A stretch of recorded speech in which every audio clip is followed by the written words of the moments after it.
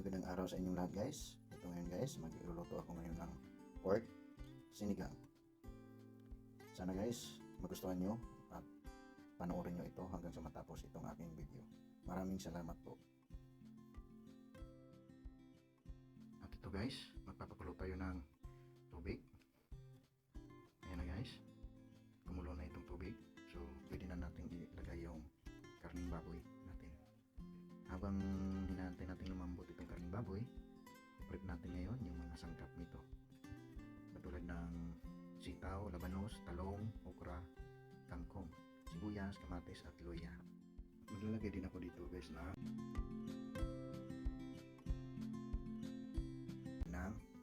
pamintang buo, daon ng laurel at dried chili flakes.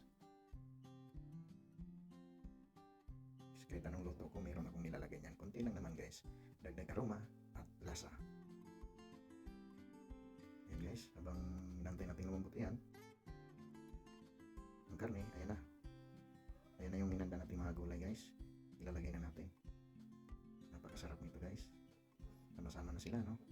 At siyempre, lagyan natin ng asin at chicken powder para limasa ito lalo. Tapos guys, konting halo. Tapos takpan muna natin guys. Ayan guys, kumulo na. Isusunod natin yung tamarind powder, pampaasim natin guys, at talong, at syempre yung kangkong natin guys.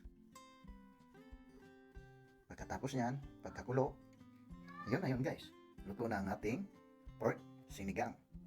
May ulam na tayo. Kain na. Salamat sa panonood guys. Mabuhay po kayo lahat. God bless all.